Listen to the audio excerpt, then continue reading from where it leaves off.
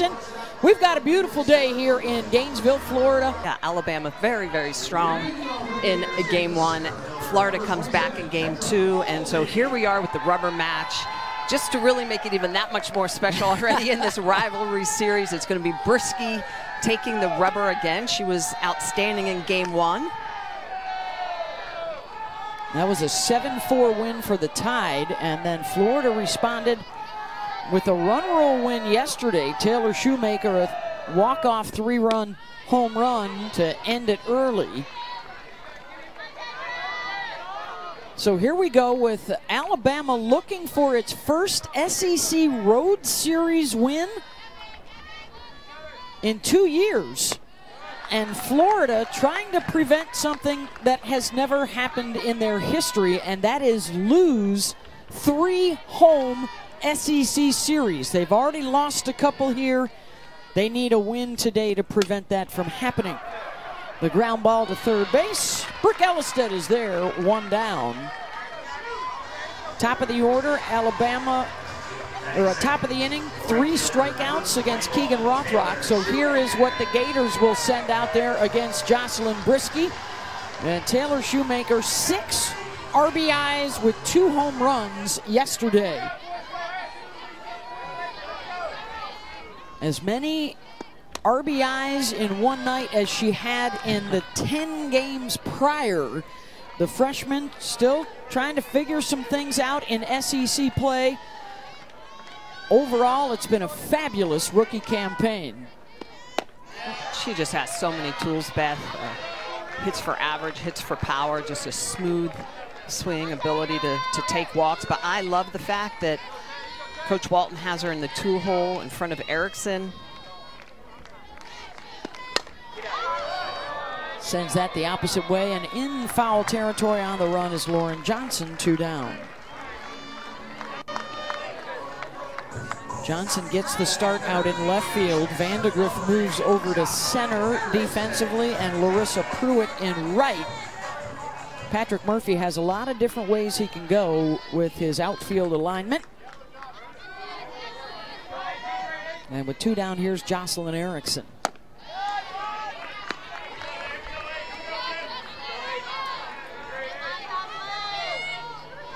Tim Walton shuffling the lineup for this series, going with Shoemaker in front of Erickson. Worked out really well yesterday. I just think it's a great look. You know, Erickson, the NFCA Player of the Year last year, so much power, protecting Shoemaker, the freshman.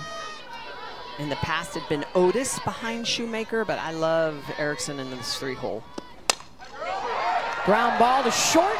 Snagged by Hawkins, and it's a 1-2-3 start for Brisky and Bama.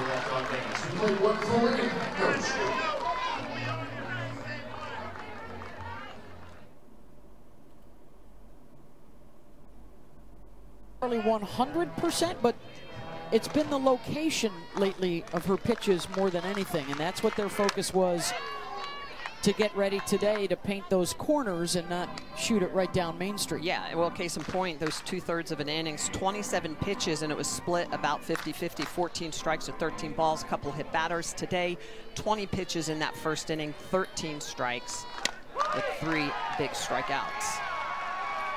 And she picks up her 4th strikeout of the day. How about the first 3 in that first inning? Well, Beth, they're well located, and it's almost like a surprise. Against lefty, she's going to throw a pitch that moves away and up in the zone, and then she'll also come back with a fastball in the lower half. So look at this. This is a fastball. It's pinpoint control on the arm side of the plate, trying to expand the zone away from lefties.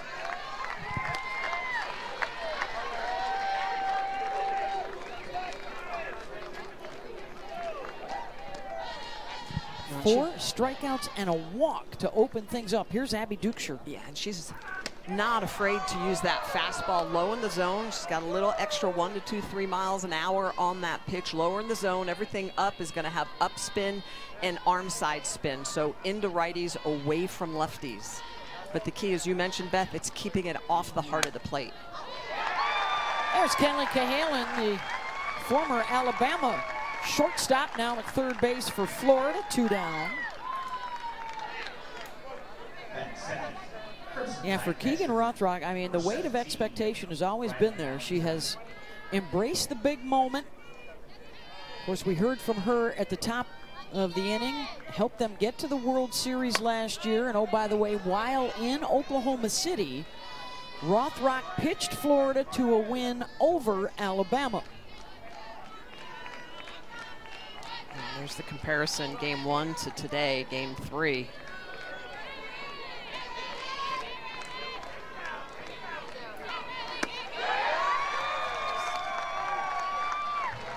Facing Riley Valentine, junior from Phoenix, 2 for 6 in the series.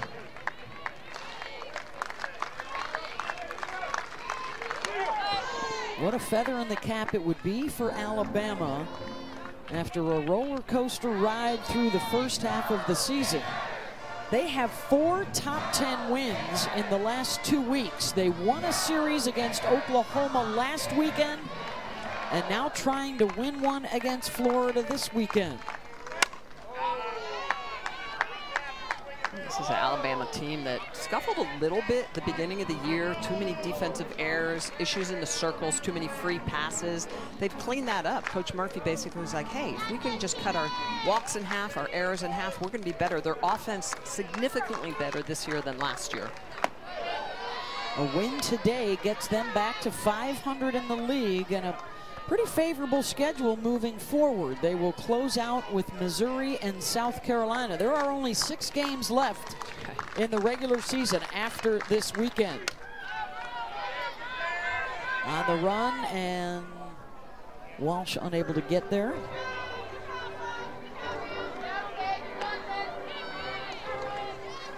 For Florida, it's a little bit dicier. They travel to LSU next weekend and then host Oklahoma here to close out the regular season.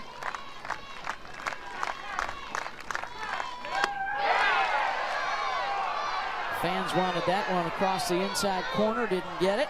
That's that pitch. He likes to throw that into righties, not afraid to make it move and pinpoint that on the inner half. 2-2 pitch. Got her. 5 strikeouts in the first couple of innings for Keegan Rothrock. Oh, there always seems to be something on the line when these two get together. One of the great rivalries in college softball, and this, the rubber match of their 3-game series. Alabama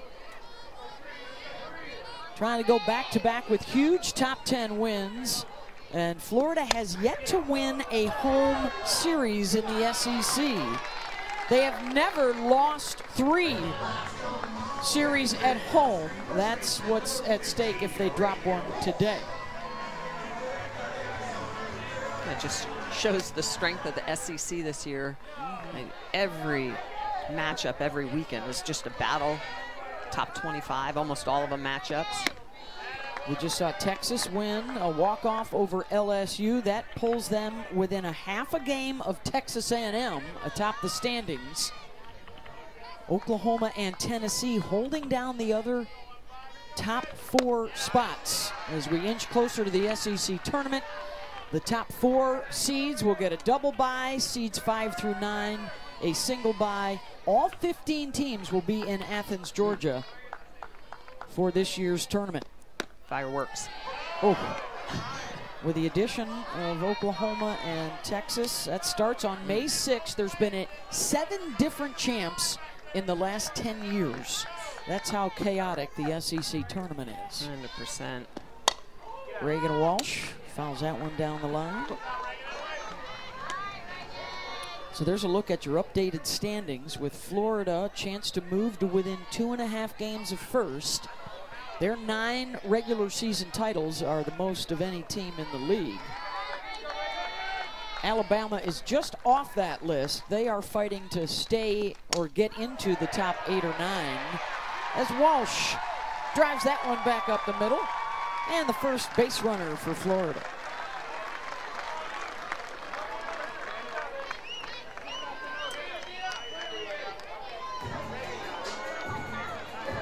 Here's a look at your last 4 champs.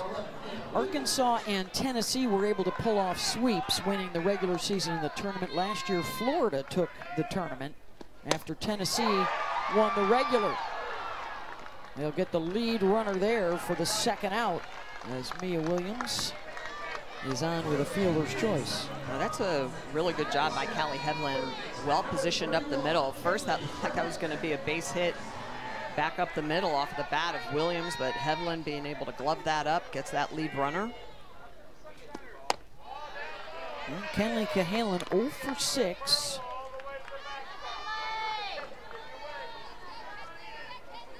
A couple of trips to the Women's College World Series with Alabama before following in the footsteps of Skylar Wallace, who left Tuscaloosa to come to Gainesville. Kenley primarily played shortstop for Alabama, now at third base. Offensive numbers up this year.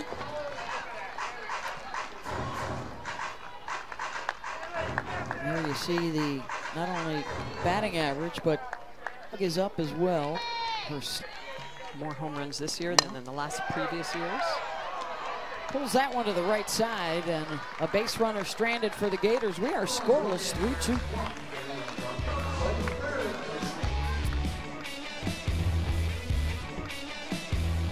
We've counted 3 or 4 different strikeout pitches today for Keegan.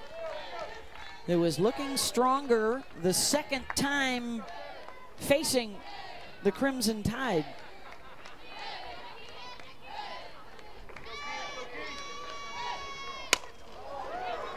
Out to Falby in center. One down. It's 8-9 and in the top here for Alabama.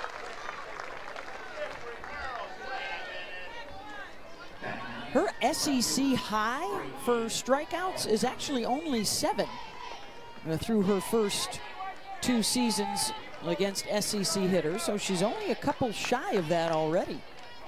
Here's the 9-hitter, Lauren Johnson. I bet that's kind of where the art of pitching comes in. You know, sometimes young pitchers, you think it's all about velocity, right? Probably in high school for sure, right? Everyone's talking about the gun. Are you throwing 66? Are you throwing 70, 72? And it's this level. It's more about your spin speed. Yes, it does help to have velocity. 71's nice. 71 is nice, but it's that spin speed. It's late, sharp break that misses the bat that is oh so important at this level.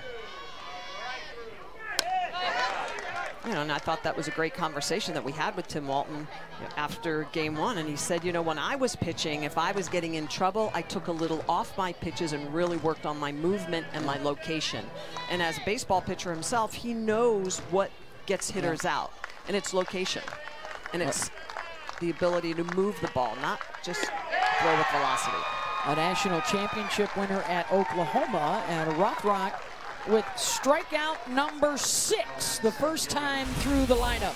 Well, she has just been on fire here this afternoon. This is a pitch on the outer half. It actually leaks or bleeds a little bit back into the zone, but Johnson unable to catch up with it, swings through it.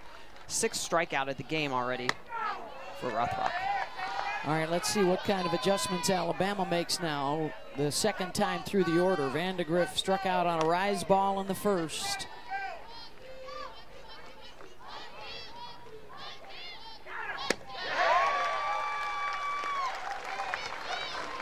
That's the pitch that the lefties have just had a hard time with. They have.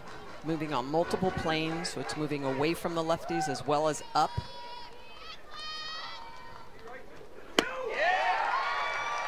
And that's the pitch you've got to attack. That is a miss by Rothrock. That is right over the heart of the plate, but it's hard to attack that, Beth, when you've just swung at pitches that look very similar that are running away from the zone.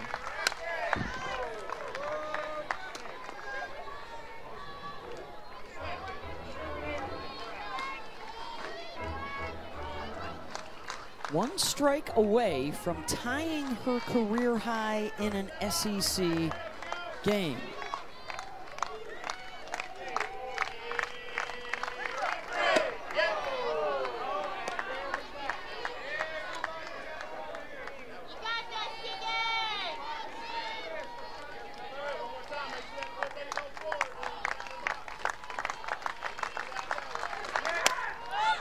Vandegrift pops it up, and that will be unreachable for Otis.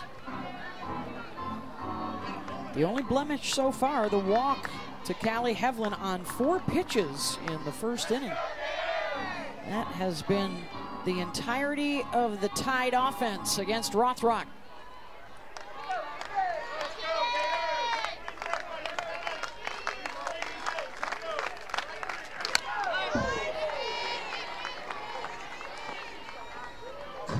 Good fight from Vandegrift.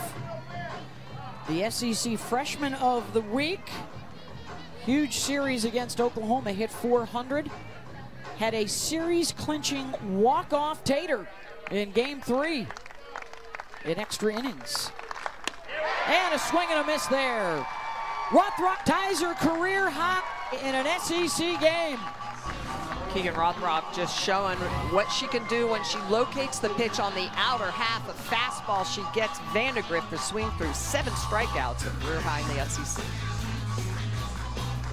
And Taylor Shoemaker, who is in the hole in this 3rd inning, had a couple of home runs. I'm going to start calling her Taylor Runmaker if she continues to hit like that.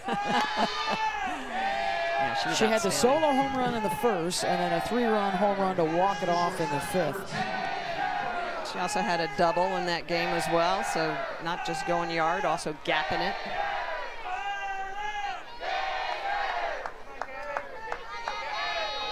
Here's Gabby Comia. 8-9, and then the top. Reagan Walsh, a single last inning, the only damage that offense has been able to muster so far against Jocelyn Brisky. Got her to chase the rise, 1 down. That's her first strikeout. Brisky is typically over 50% of the time drop ball, so the Gators heavy looking down, something at the knees, but she can also come upstairs with the rise ball and she'll get you up the ladder. She'll put that up at your eyeballs, get that tight spin, easy to swing through it. First strikeout of the game for Brisky. Sophomore out of Phoenix. Picked up the win on Thursday. Patrick Murphy loves her poker face out there in the circle. Facing Riley Holtorf here in the 9 spot. Brisky, another one of those pitchers that has good late sharp movement, has a drop that'll fall off the table. Good hoppy rise that we saw strike out Comia. Holtorf out to center on a base hit, and that'll pass the bat to one of the top leadoff hitters in the country and a contender for SEC Player of the Year. Here comes Kendra Falby.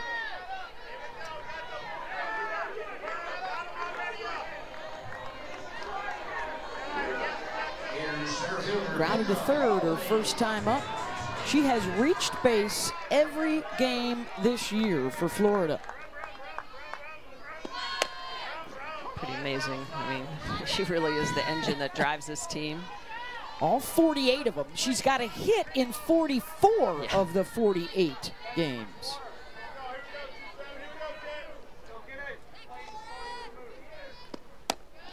She's just so good in that leadoff spot, Beth. Just ability to do a lot of things. She's improved her power. She's got 24 walks on the year, so she can hit the ball. She'll take the walk knowing she'll run deep into counts.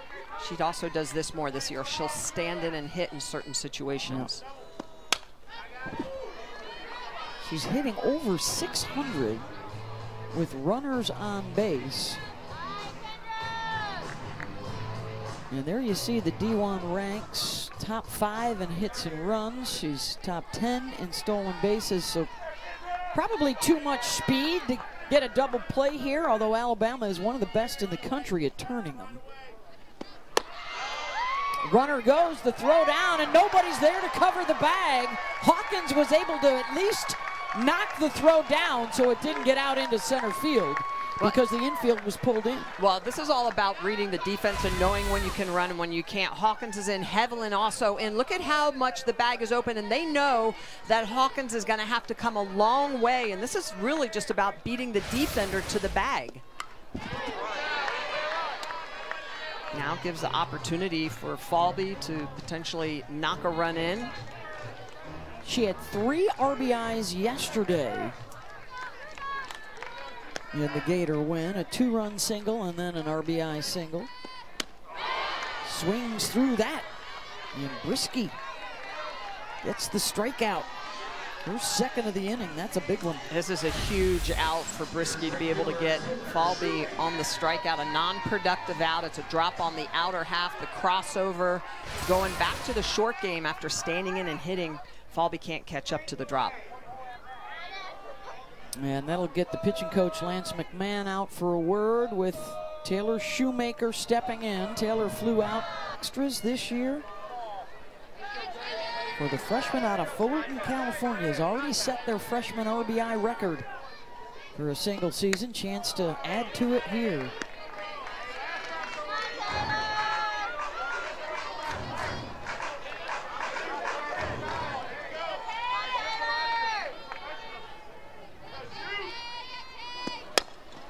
The two sides have combined for just a couple of hits so far through the first 3 innings. And there you see the 68 ribbies, already 7 in this series.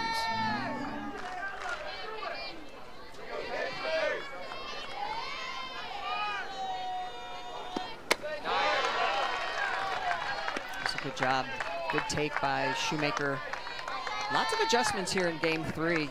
Take a look at where Taylor is in the box. She is up mid-box, mid-plate, trying to catch that drop ball before it really starts to dive into the dirt.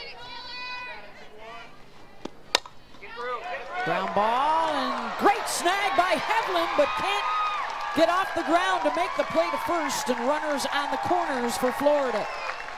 And that dive right there by Hevlin saves a run for Alabama. Shoemaker with that adjustment, you can see in the front of the box, is going to get this through, she thinks, the 3-4 hole, but Hevlin last second makes the dive. That's going to keep Holtorf at third. You can see she's thinking of scoring. She thinks it's going to right field. Tim Walton sending her back to third. Great defensive play. So a chance now for Jocelyn Erickson and the swing and miss. Florida just 2 for 12 with 2 outs in the series. Erickson grounded to short her first time up.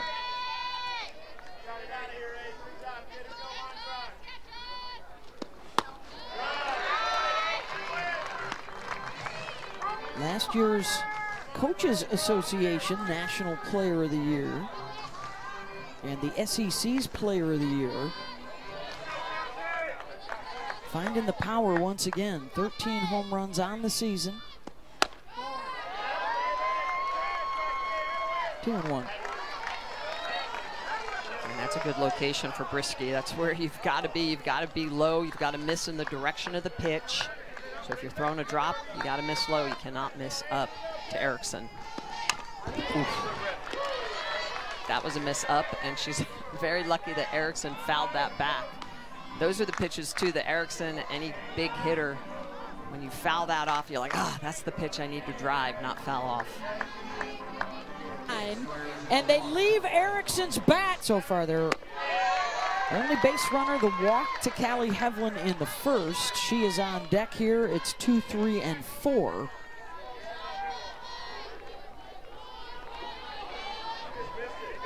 Six of the 9 struck out their first time through the order. Yeah, and she's done a good job of working from ahead in that first inning of game 1 where she struggled. Her strike to ball ratio 50%. We always want to be 60% or above. Typically 65 to 68% is optimal.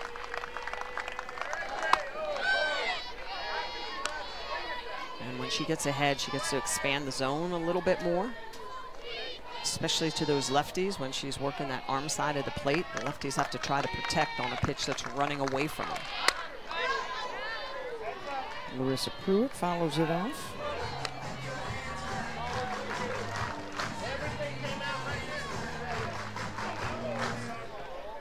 She got a hit on Friday night, scored a run.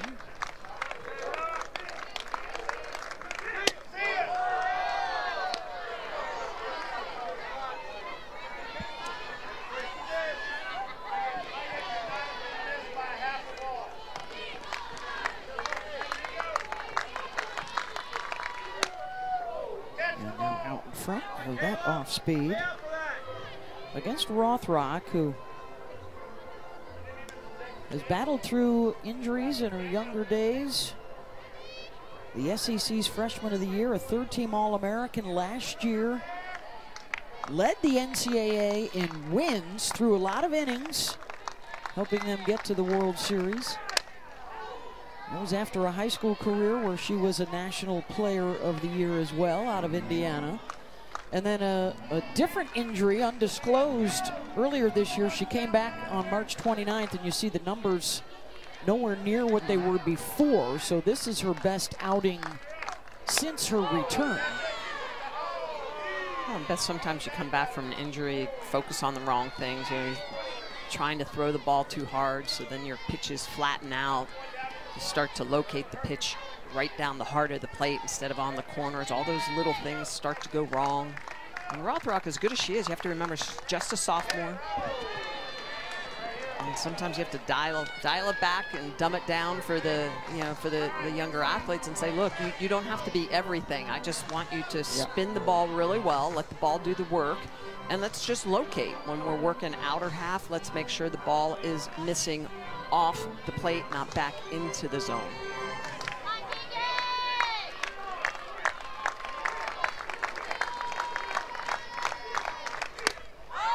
Pruitt skies that. Comia shielding her eyes. One down. Well, this week's Sunday Night Baseball matchup has Fernando Tatis Jr., Manny Machado, and the Padres taking on the Astros in the series finale, 7 Eastern on ESPN, Deportes, and radio. Coverage begins at 6 Eastern with baseball tonight. The Padres going in with the best record in the big leagues.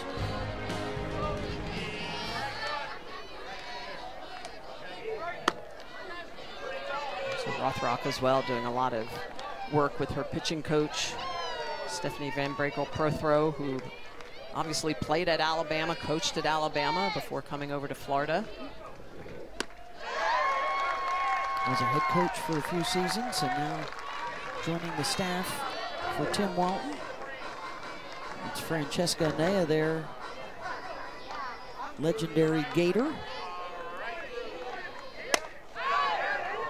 Both these coaches have alums on their staffs. Mia Williams fighting the sun a little bit. A smile as she got the glove under it, 2 down. Yeah, it's great to see the alumni come back to these universities. Kayla Bro as well for Alabama.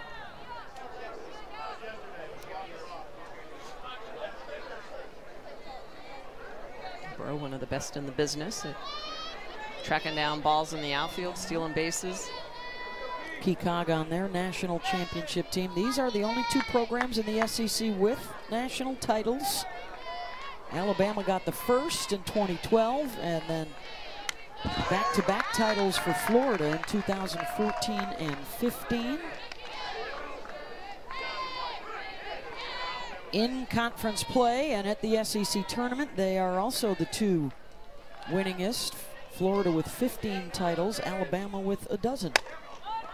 Ground ball to short, and that had Comia backing up.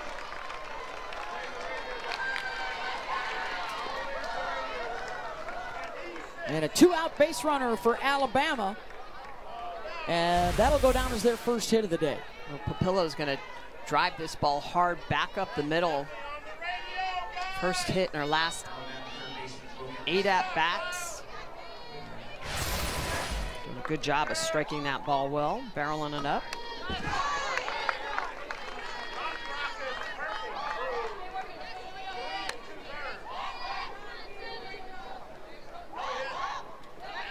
Brooke Ellis said, struck out looking at a fastball in the second.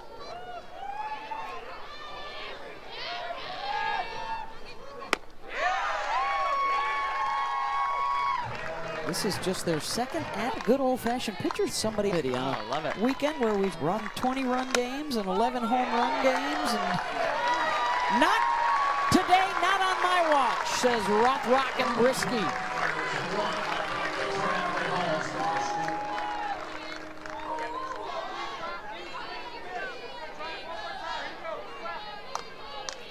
How about a good old-fashioned pitcher's duel, Smitty, on I love it. weekend where we've seen 20-run games and 11 home run games, and not today, not on my watch, says Donuts and Bagels. Love it.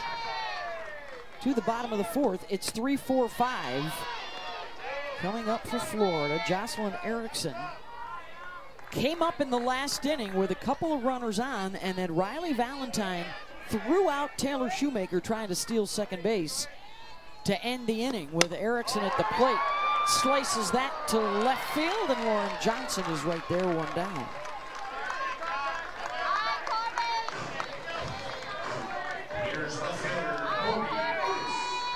Just a gorgeous day. It's another sunflower Saturday here. That's why you see a lot of the yellow around. In the memory of honorary team member Heather Braswell, who passed away 9 years ago after a battle against brain cancer at the age of 17. So they wear the yellow for the National Pediatric Cancer Foundation to raise awareness and funding to fight pediatric cancer. Love the direction that it gives you. Tim Walton, really big proponent of making sure that she's remembered, that people understand the meaning of the sunflowers. He's got it on his chest.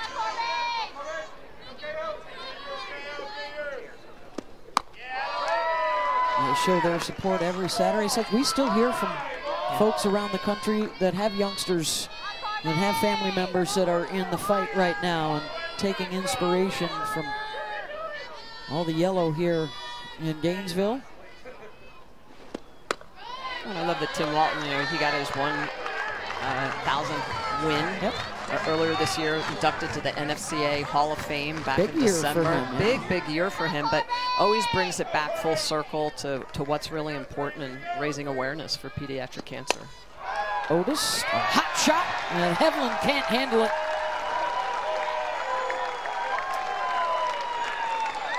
Corby Otis just has one of those swings where the ball just explodes off the bat. This is a ground ball right at Hevlin, should be fielded, but you never want to say it's routine, because when the ball's hit at you that hard, it just takes one little hop at the end. It goes off the heel of the glove. Probably should be ruled an error.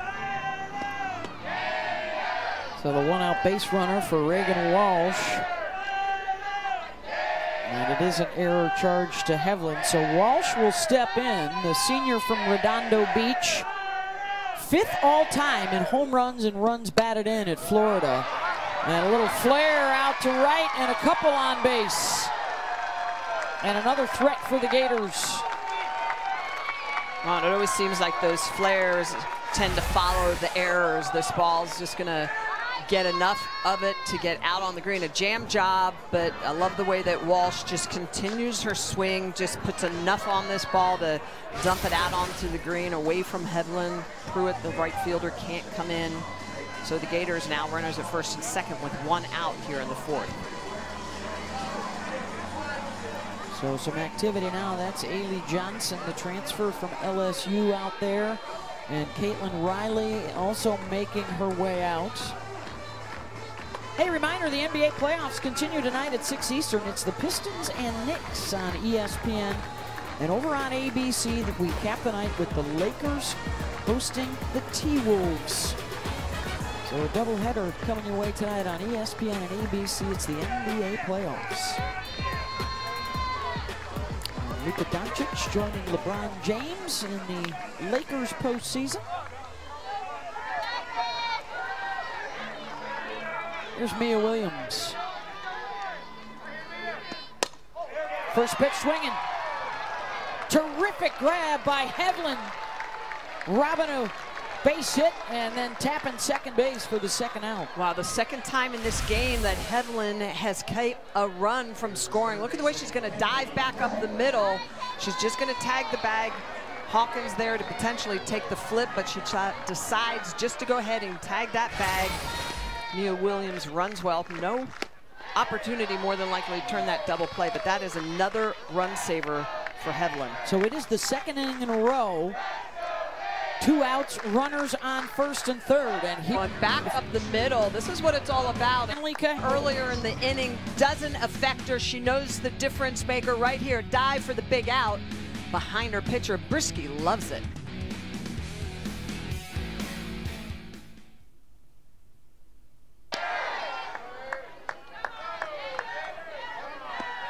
Cahalan, ground ball to first, and Brisky gets out of the inning. How about Callie Headland going back up the middle? This is what it's all about. An error earlier in the inning doesn't affect her. She knows the difference maker right here. Dive for the big out. And the growth of the game and the growth around the depth of the SEC finds both of them middle of the pack looking up right now. High fly ball out to Falby, and Abby Dukeshire is retired. 1 down into the 5th, scoreless. Just 5 combined hits. So this series history, Alabama has been the better team in the regular season. Florida, as you see there, the better team in the postseason head-to-head, including 4-1 at the World Series. They beat Alabama last year, and these two teams squared off head-to-head in the 2014 championship series, and Florida took that to win the title.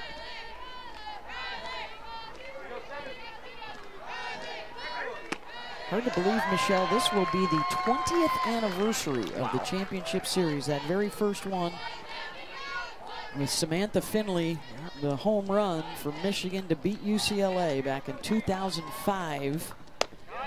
That was the first team east of the Mississippi River to win a championship, dominated by the West Coast prior to that. And then folks around the SEC poured the money into their softball programs and quickly emerged as a force. And it is possible. All eyes will be on Missouri the next couple of weeks. They have to get a 500 record. If they do, it's possible, it's probable that all 15 teams would get into the NCAA tournament. Cahalan's got it at third, 2 down. Hey, tonight's featured SEC Network baseball game has Alabama, the Crimson Tide, number 15 in the country, taking on LSU, number 9. Finishing up their 3-game series in Baton Rouge. Down at the box, coverage begins at 6 Eastern. LSU has already taken the first 2 games of that one.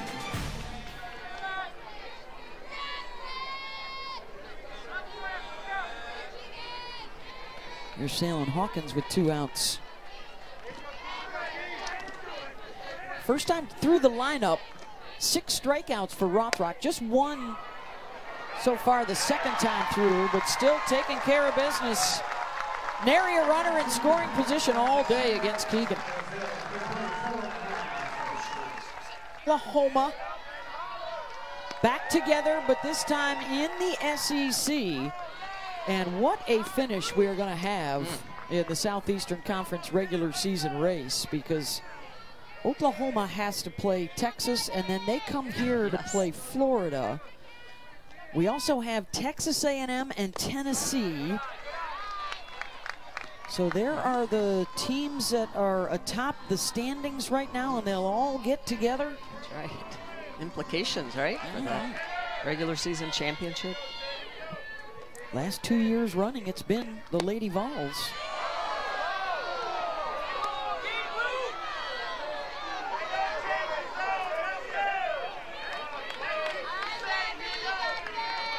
Already today, we've seen Texas a walk-off win against LSU.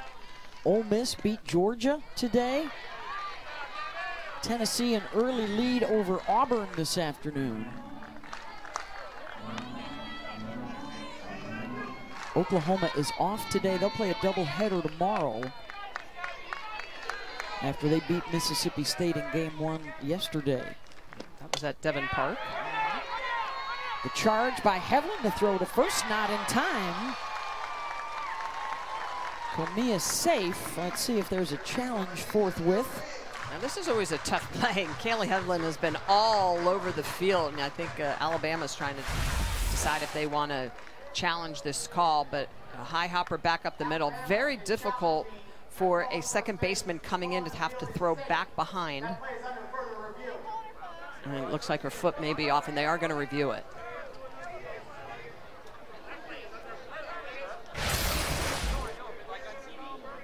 So under review and a challenge.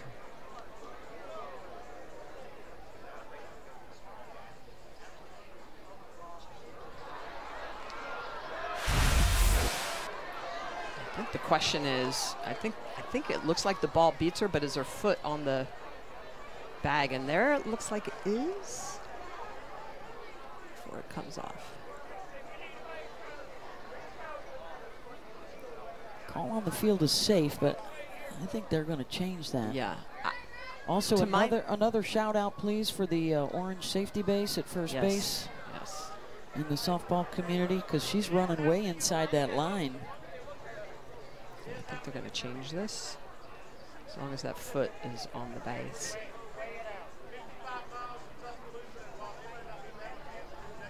It's probably one of the most difficult plays in the game to make for a defender,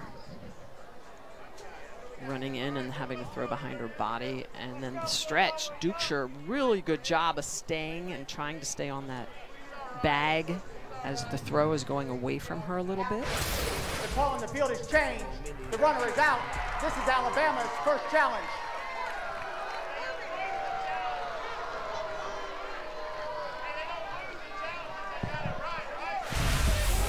Take a look at where Heavlin is. She's coming in knowing that Comey has a lot of speed, but look at where she has to throw behind her body. Comey gets down the line very well. Holtorf pops up the bunt. 2 down. So here we go. This is when things can get interesting. The third time through the batting order facing the starting pitcher. So far, Brisky has won this matchup. Falby's 0 for 2.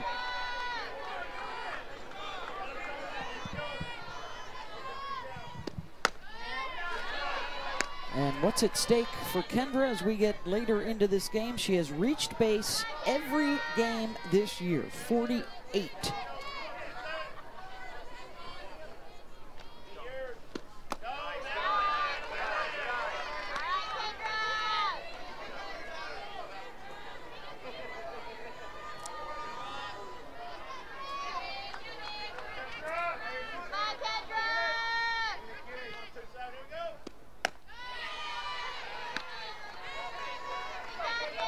Ball in the glove. Look at the way the layout flips the glove around to keep the ball in it. Lauren Johnson getting it done, and Brisky enjoying the views.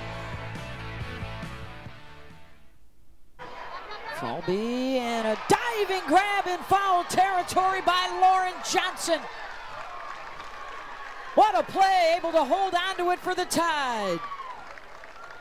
And how about Lauren Johnson? The left fielder is going to go toward the line. Falby, the lefty, you know this ball is going to continue away from you. The dive and keeps this ball in the glove. Look at the way she's going to lay out, flips the glove around to keep the ball in it. Lauren Johnson getting it done, and Brisky. 4 around there through the 3 spots.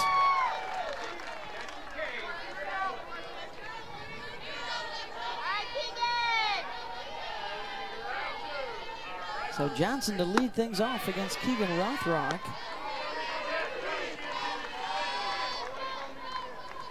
Ironically enough, it's Johnson's bat that got her the start today. They thought they might need some little more pop, a little more RBI production. So Lauren gets the call. And a little lefty love glove work out there.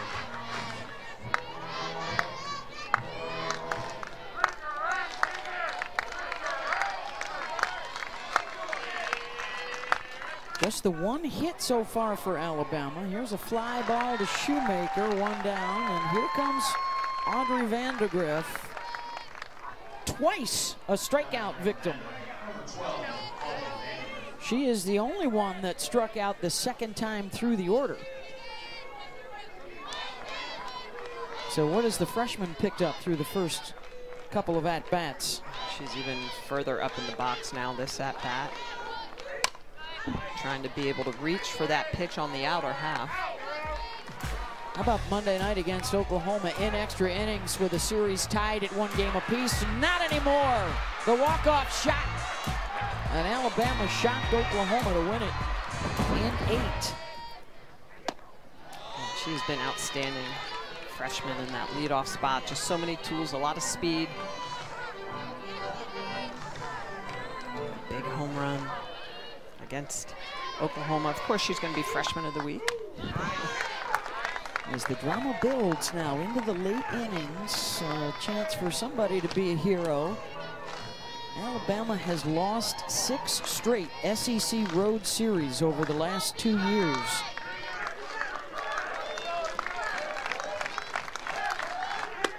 And for Florida, never in their history have they lost 3 SEC home series. They've already lost 2 here in Gainesville.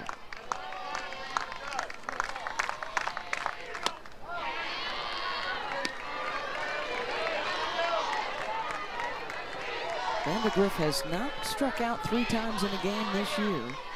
Count goes full.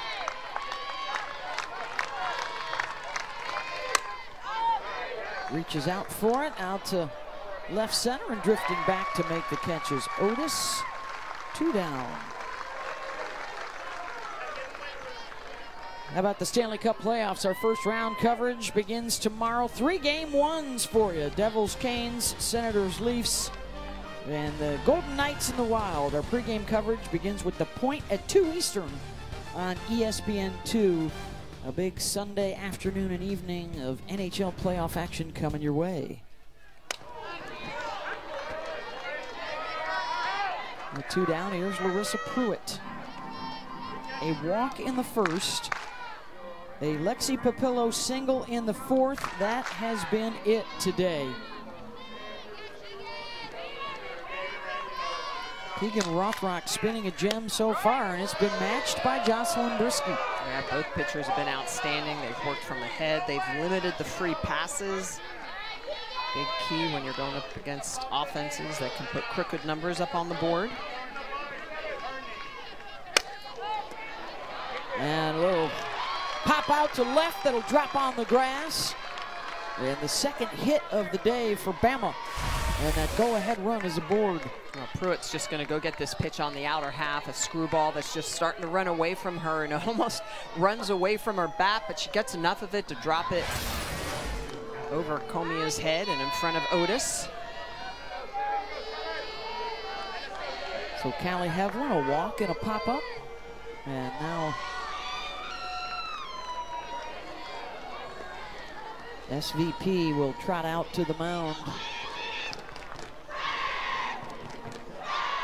Have a word with Rothrock. I love the way when Steph goes out to talk to the battery that Coach Walton goes out to talk to the infield, making sure everyone's positioned well. See, over the last 5 to 10 years, the way defenders have really done a good job. Overlays of spray charts for hitters to how do we adjust and position our defenders. You can't cover everything. You know, Coach Ralph Raymond would say that all the time. Former Olympic coach. That's right. You have to give something up, so you play those odds. Well, it's been a defense year in and year out. Florida's usually near the top in terms of fielding percentage. Not so much this season, but they've had some personnel changes in this infield in particular. It's tough. You lose a Skylar Wallace at shortstop. How do you plug somebody else in there?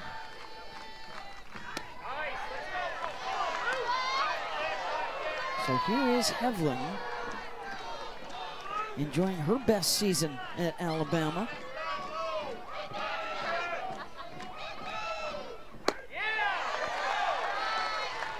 Watches that one go by 1-1.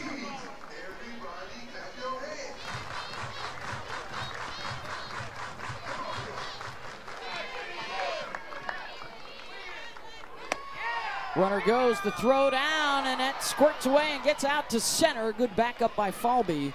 But Pruitt with the stolen base into scoring position. I like that call. 15th stolen base of the year. She's 15 for 15, so Pruitt's going to get the good jump off the ball into the outfield. It's tough to run off Erickson. But I love this with Hevlin up. Opportunity to get that runner into scoring position here late in the game. It is the first one of the day for Bama. And Hevlin delivers opposite field, and a run will score. RBI double, Callie Hevlin, and it's 1-0 Bama. Well, and this is why you steal that runner, especially with 2 outs. Callie Hevlin has been so clutch for this Bama team. A .368 batting average. This ball leaks back a little bit over the plate, and she just allows it to travel, punches it down the right field line, and easily going to score Pruitt from second base. But that is just great softball, stealing into scoring position. Big 2-out RBI for Callie Hevlin. She's been outstanding in this game. A couple of great defensive plays, and now that big double here late in the game. They had 1 hit prior to this inning, and now back-to-back, the single and the double. You talk about timely hitting. Alabama gets it there. Well, and that's a 1-2 pitch. That's a little too close to the zone in that particular situation. Papillo gets a hold of one. Shoemaker going back, has room on the track to make the catch. But the first up.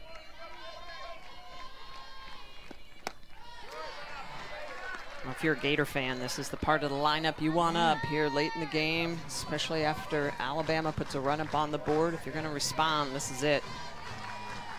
4 hits so far off of Brisky. And in 2 of the last 3 innings, they've had a runner at third base. Could not get her home. Shoemaker, a lot of experience, played for the Bat Busters from Fullerton, California. Opposite way, and fair ball. Shoemaker headed for second, and a stand-up double. Gets the tying run quickly into scoring position for Jocelyn Erickson. Wow, this is just a clutch at bat. She looks at 2 pitches that are balls out of the zone, doesn't bite at them, and then goes and gets this drop ball. It's below her knees and just slices it down the left field line. Gets that ball on the chalk. A leadoff double for Teishu. And that'll bring up Jocelyn Erickson, 0 for 2. And the wild pitch gets the tying run 60 feet away.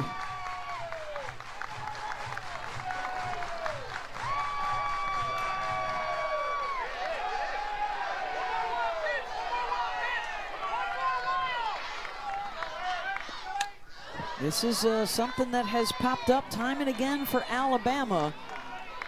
An inability to hold on to late leads or to lose them late in games in the 6th and 7th inning. 32% of the runs allowed have come late. Erickson, ground ball, and that'll get the run home. The out is made at first, but Shoemaker ties it up.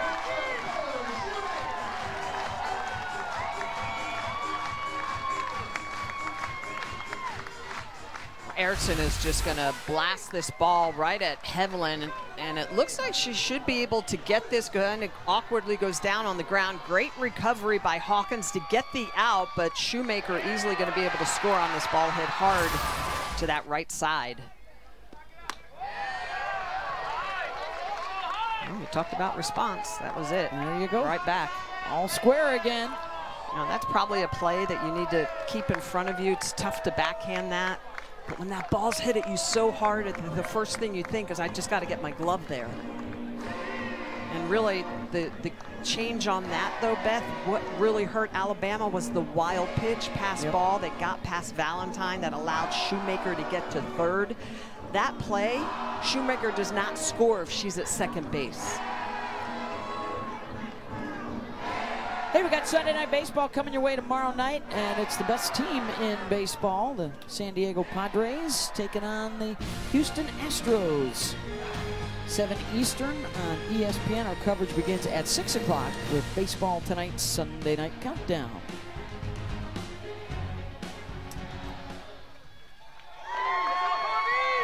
Cordiotis.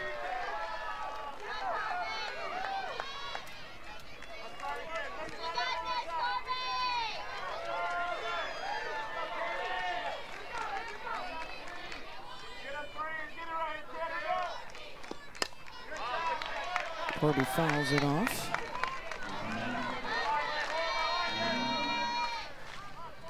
Otis looking for her first hit of the series.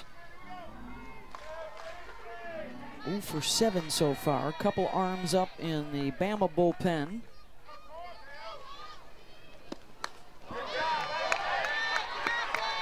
Just misses that one straight back. Both these pitchers struggling now. Third time through the lineup here late in the game, in the 6th inning on. It's difficult. You know, it's hard to fool these hitters late in games for that third time. Otis reaches out for it. Hawkins stays down on it. It's short. 2 out.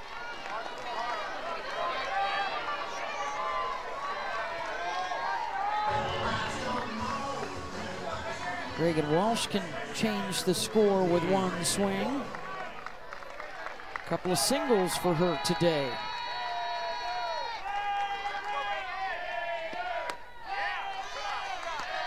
This is a Florida lineup that has 7 hitters over 300. But then how about the 5 hitters that have double-digit home runs? Walsh being one of them. It's one thing that Alabama's done a pretty good job of, other than Shoemaker, keeping the ball in the yard.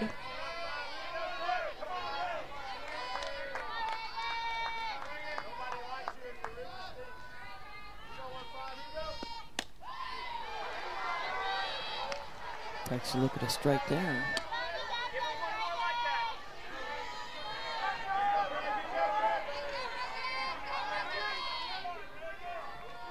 Had a big year last season, a 3rd-team All-American. Yeah, that's a fair ball. And Walsh slowed down going to first. She thought it was foul and does not get over to second base. Well, because it looked like it was going to be to the foul side of the bag, and I think that's why Patrick Murphy's going to come out, because I think even Walsh thought it was a foul ball. Let's take a look. It hits in, but then it foul beyond the bag. So it hits in fair, but then it goes over the bag. Yeah, she thinks it's foul. She sees it right there and lays up, and then notices it's called fair and passes down the line. Looks like we might have another review here. The call in the field is a fair ball. Alabama is challenging that call. The play is under further review.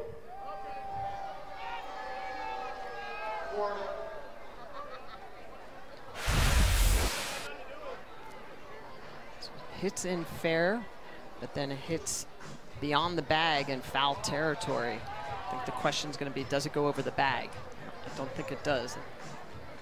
Well, and the third base umpire does not make a call of fair or foul. It comes from the home plate umpire, who Walsh cannot see.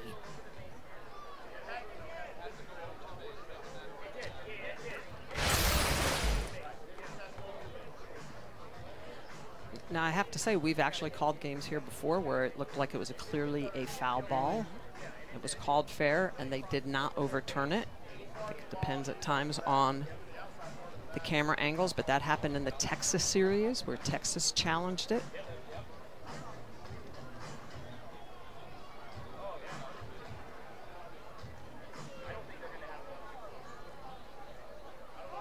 Call is a fair ball with Walsh at first base, representing the go-ahead run here in the bottom of the 6th.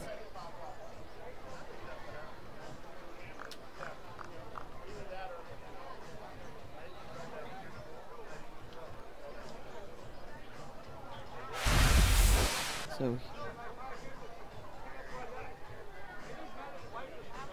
boy, it's tough without a camera right down the line, obviously, to see if it goes over the base. After review, the call in the field is upheld. Fair ball. This is Alabama's second and final challenge. Yeah, and that's the problem with not having camera eyes, those Hawkeye down the line, because from here it looks clearly foul, but we don't have an angle of a camera right over the bag.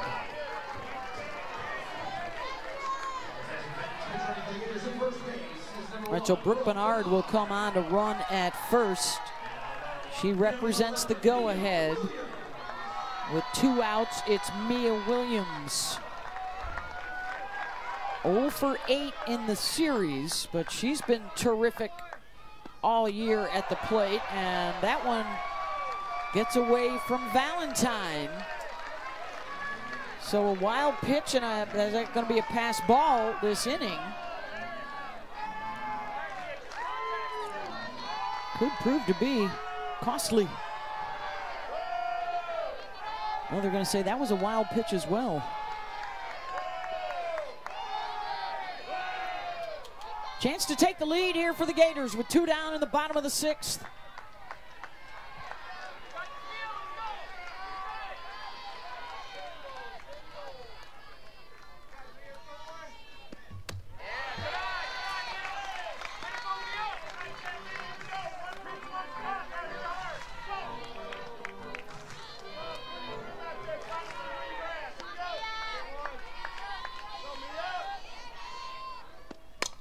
Williams looking for a gapper, and she's got it off the wall in right center. And she drives in the go-ahead run for the Gators. How about Mia Williams, co-SEC Player of the Week after having a great week last week, and just gets a pitch that's elevated. This is a drop ball that just hangs up belt high and just gets mashed the opposite way. Williams lets it travel, hits it off the wall in right center field. Easily gonna score Bernard, the pinch runner. Gators taking the lead here in the bottom of the 6th. Alabama went up in the top half, and the response here from Florida, they will intentionally walk Cahalan.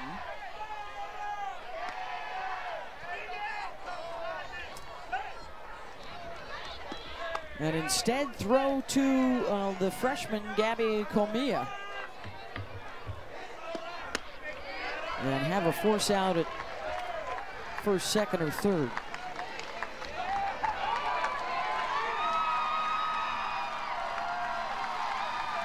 Left the ERA. That's twice what it's been, innings 1 through 5. So second to third time through the lineup, Alabama pitching staff really struggles with shutting down their opponents and keeping those runs off the board. So they will not be pitching to the freshman Gabby Comia. A pinch hitter coming up for the Gators, and it's Ava Brown.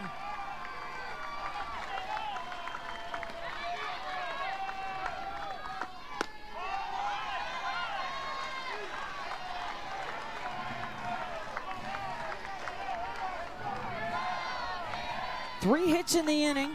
Erickson and Williams have driven in runs.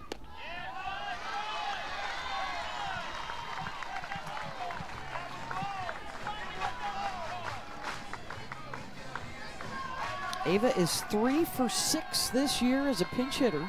She had a pinch hit, base hit in game 1. 3-0.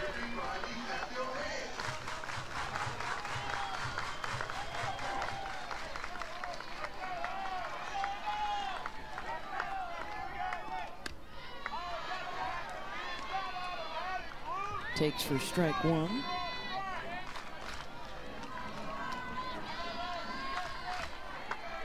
Just the one free pass, the intentional walk a moment ago.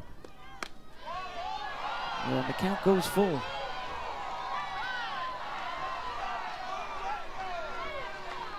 Runners will be moving.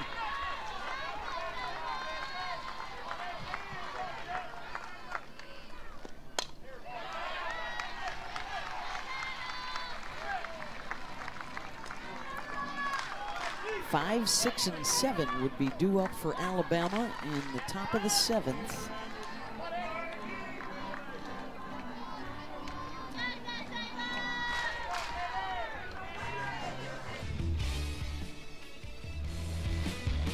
Eight leads have been lost against the likes of Oklahoma, UCLA, A&M, Florida State.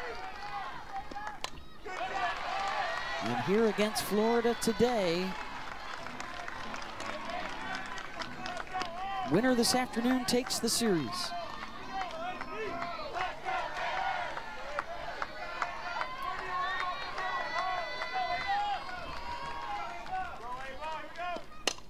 Brown on the ground to the right side. Fastball, but also a hoppy rise ball at the top of the zone. 7 strikeouts on the afternoon for Keegan Rothrock. Great line, just 1 free pass. Much improved over the 2/3 of an inning in game 1. He's got a couple of complete games this year, going for another one today. Bouncer back up the middle, and a base runner aboard for Alabama. Elistad with the leadoff infield single. 3rd time through the lineup is chaos for these pitchers. The offense able to adjust. So the tying run aboard for Bama here in the 7th. Looks like they're looking for a pinch runner to come on in.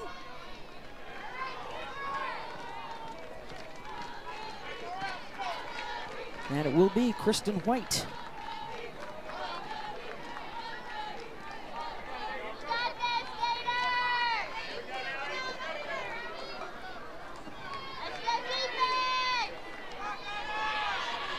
Abby Dukeshire 0 for 2. Inside corner for a strike.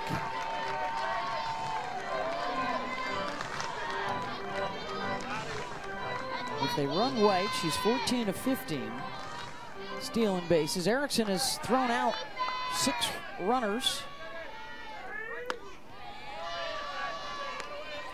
It was a big stolen base in the 6th inning from Larissa Pruitt that set her up for Callie Hevlin to drive her in with a double to get Alabama's run in the last inning. Dukeshire skies that towards Falby. 1 down.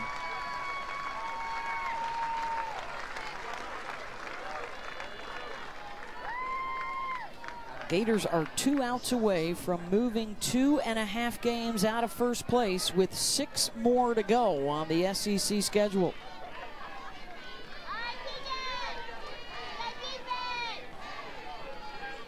There's Riley Valentine, 0 for 2.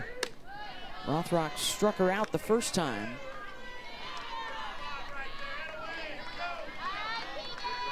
Florida with a 2 RPI, a 3 strength of schedule, 11 top 25 wins. The throw down and a little offline, and White able to slide in safely, and the tying run in scoring position. Kristen White just has those great wheels, ability to steal bases when you bring her in. It looks like they may challenge. Yes. See if maybe she left early. And then also see the way that Valentine spins around and Erickson has to throw over her head.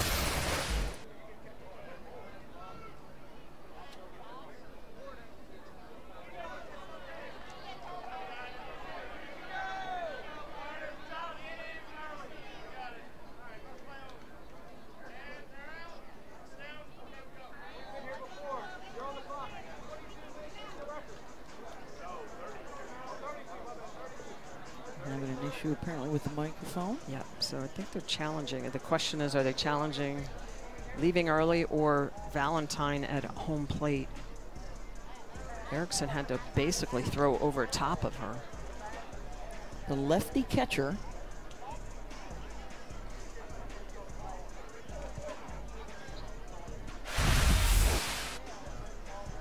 Can't leave the base till the ball leaves her hand.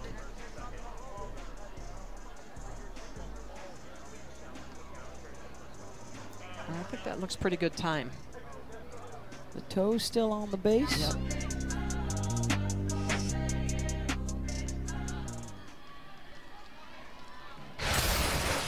And the ruling will stand. Stolen base for White.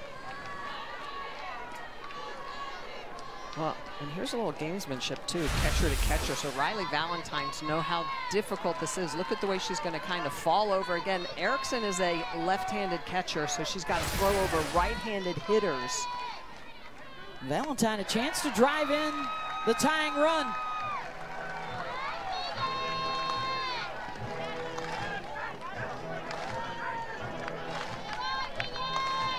Two hits on Thursday. Hitless since. Off the glove of Rothrock, and White will be safe at third. Valentine safe at first. Now the tying run 60 feet away. So Rothrock is going to reach for this. I don't know if Holtorf would have been able to get to this anyway. It goes off of the glove. It looks like it may have been a base hit up the middle.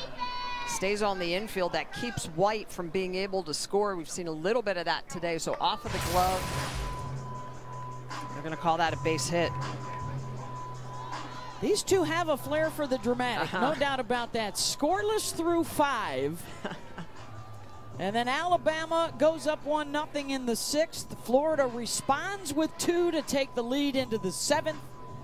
And here come the Tide right back. We always talk about response, right? How important it is. Your opponent punches you, you're gonna punch back, you're gonna duck. Yeah, Florida in line to possibly be a top 8 seed. Alabama a top 16 seed. Tide are looking to build on that huge series win last weekend against Oklahoma, and Florida looking for a home series win. They've never lost 3. They've already lost 2 at home this year. Texas and Arkansas. Just brutal schedules Brutal. around the SEC. No rest. All right, so Rothrock against Salem Hawkins, who had the 3-run home run in game 2 last night. Opposite way, and Shoemaker makes the catch. Runner coming home, and White slides in safely with Erickson in the runner's lane anyway. Yeah, so and Alabama ties it up. So this ball well struck going the opposite way. White immediately gets back. Shoemaker with the nice throw home, but you can see Erickson a little bit out in front. The umpire puts the arm out immediately. White coming in, trying to grab that throw that is up the line. She would have been safe no matter what. So Kristen White with a nice slide to the back part of the plate to knot up the game.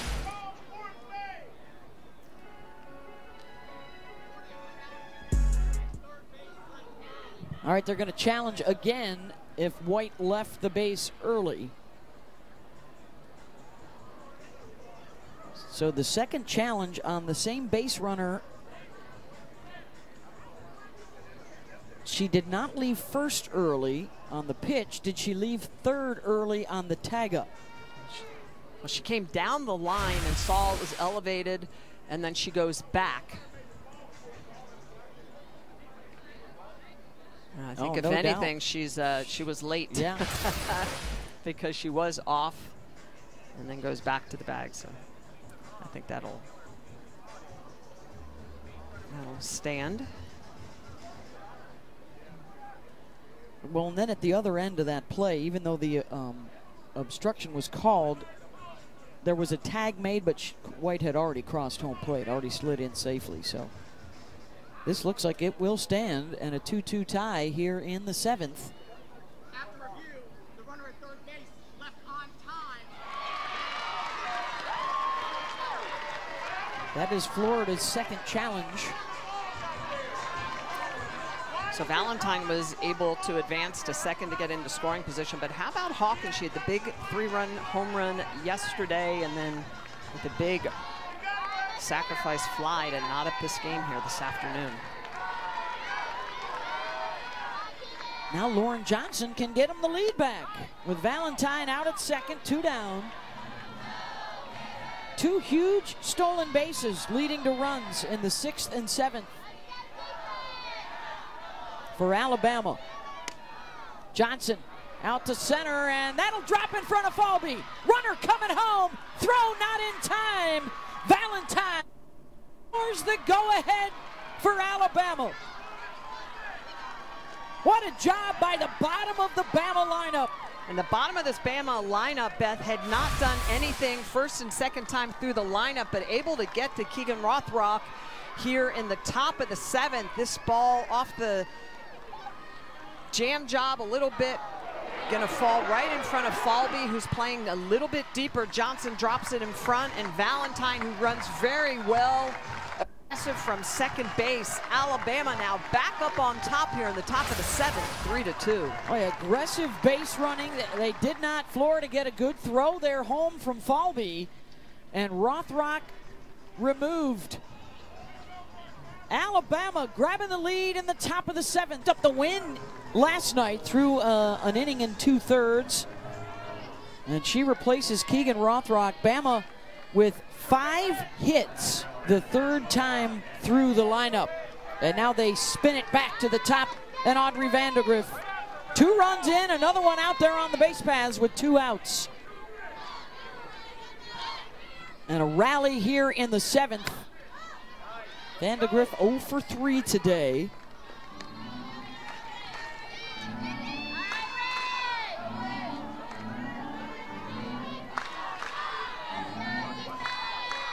Three lead changes in the last 3 half innings.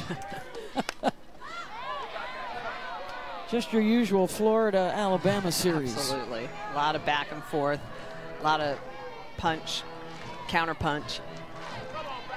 A lot of nail biting. Yes. Nerves. Butterflies. For these 2 Hall of Fame head coaches. And Oxley.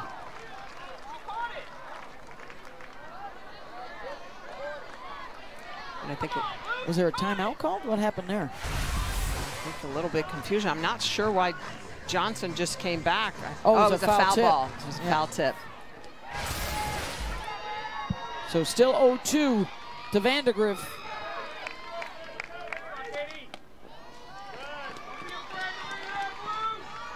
In the bottom of the 7th, Florida will have the top of the order coming back around.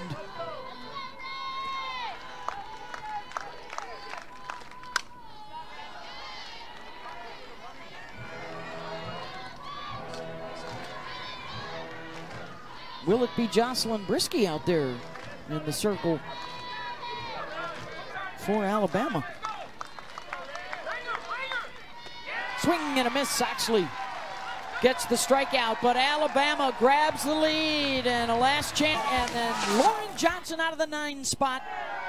The go-ahead, and now standing as the game-winning RBI, unless the Gators can get it going here in the bottom of the 7th. A chance to walk it off for the 2nd day in a row. Riley Holtorf and then Falby and Shoemaker at the top. It was Shoemaker with a 3-run home run that ended it last night. Winner today takes the series.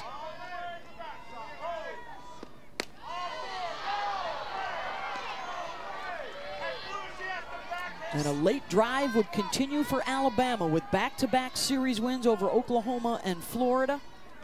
Or is it the Gators finally breaking through for a series win at home and a chance to get to within 2.5 games of first place with 2 weeks to go?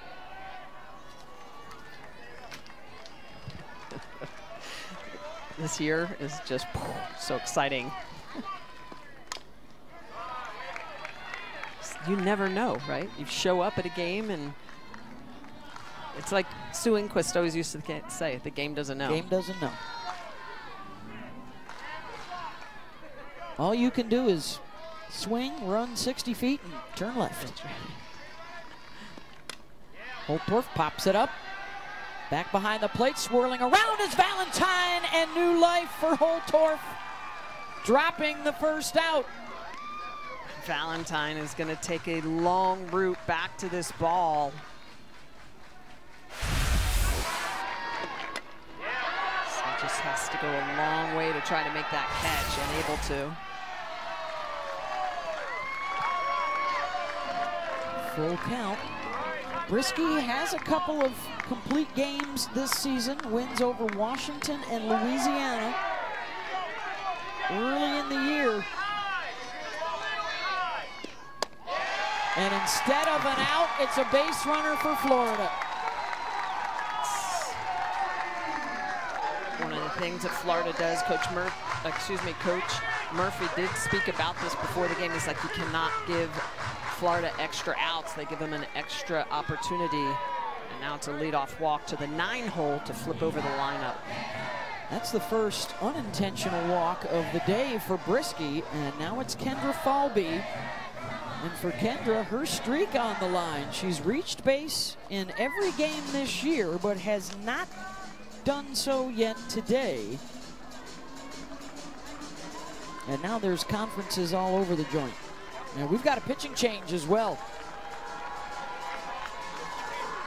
So the top of the order will not get to see Brisky a 4th time. Caitlin Riley will come on. Got the save in game 1 of the series a couple nights ago. Caitlin Riley was so good against Oklahoma on Monday night. You have to remember, this is a very short week for Alabama. They played Monday night against Alabama, had that extra inning win, and then because of the Easter weekend, this series started on Thursday. So Riley starts yesterday's game, got roughed up early. Well, is this the play that changes the course of this game, perhaps seasons moving forward? The drop pop. Holtorf stays alive and draws a walk. And she is the game-tying run now aboard, the game winner at the plate. She overruns it. Valentine overruns it just a little bit after making a full circle, coming back and around.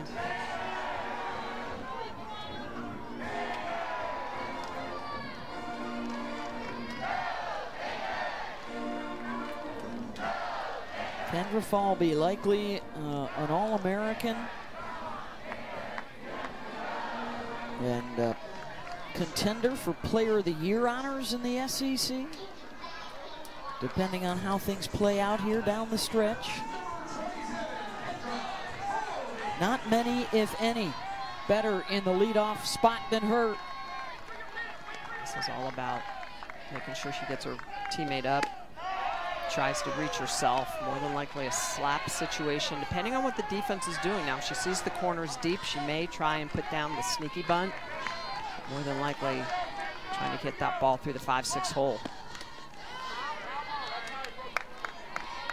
With that, Alabama knowing that she's going to be trying to get that ball through the 5-6 hole, so Riley comes with a drop ball in the inner half.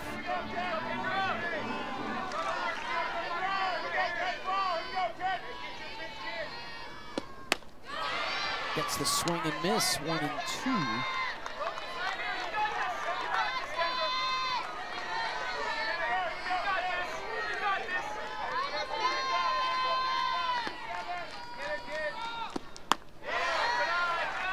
Falby lays off at 2-2.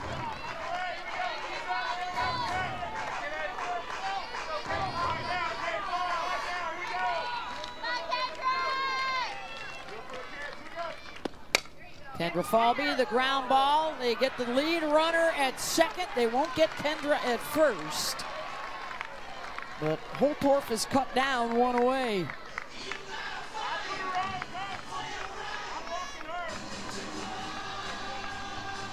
So here comes Taylor Shoemaker.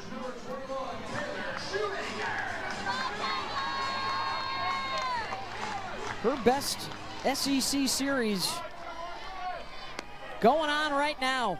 2 hits today, a couple of home runs yesterday.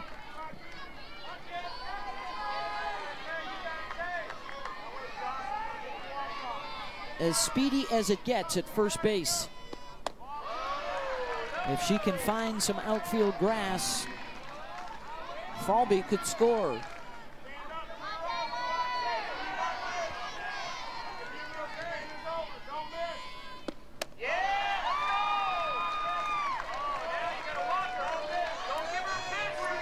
Now 3-0. Yeah, 3 non-competitive pitches from Riley. Looks strong against Falby.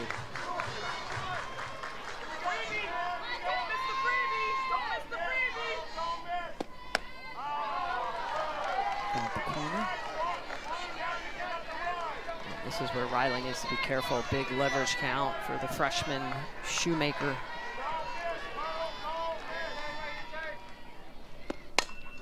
Back up the middle, base hit. Falby headed for third. Tying run run 60 feet away. The game winner is at first base. And I love the way that Shoemaker, on a 3-1 count, knows that this is probably the best pitch she's going to see, and she just drives this ball hard back up the middle, gets it past Callie Hevlin, and with Falby on first, that's easy going to be Falby on third.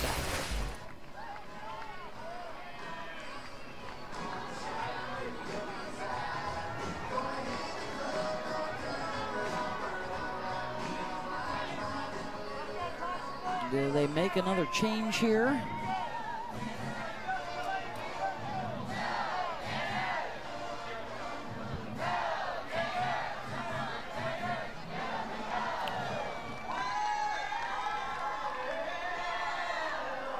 Long conversation going on about what to do with Jocelyn Erickson.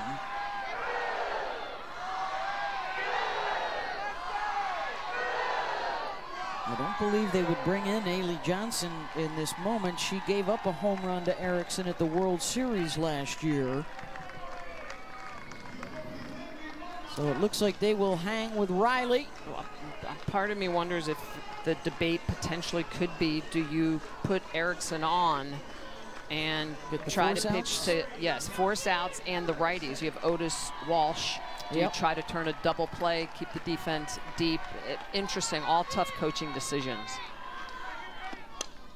They're going to pitch to her, and the throw to second, not in time. They do not get an out, and Falby scores to tie it up.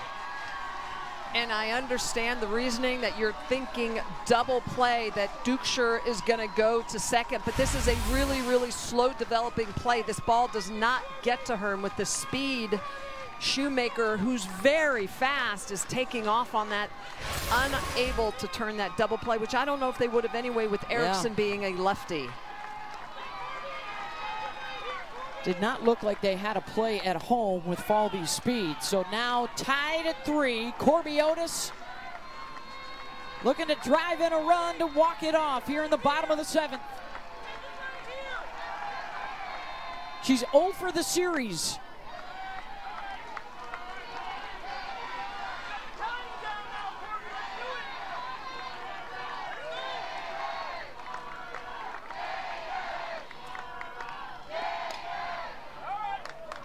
Fouls that one off.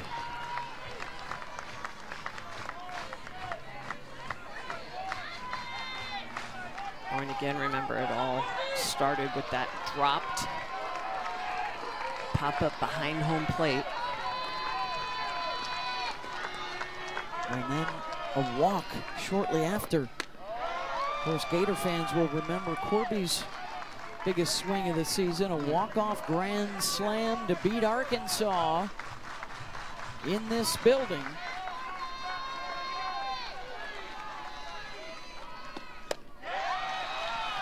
Full count.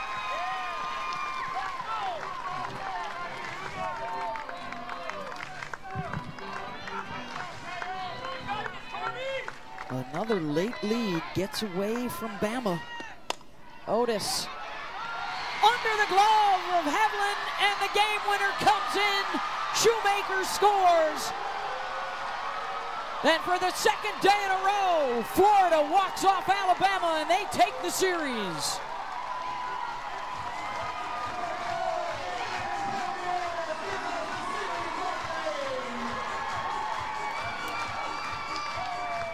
How about the resiliency of this Gator team? Every time they got down, they responded.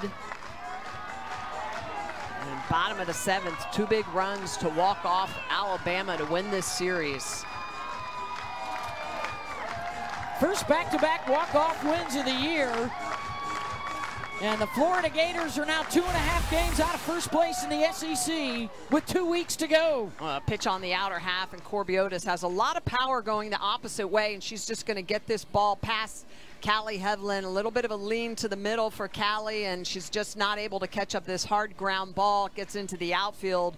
Corby Otis with the game-winning RBI, easily going to score freshman Taylor Shoemaker from second base to walk off Alabama. Today, Otis. Last night, Shoemaker. Caitlin Oxley picks up back-to-back wins.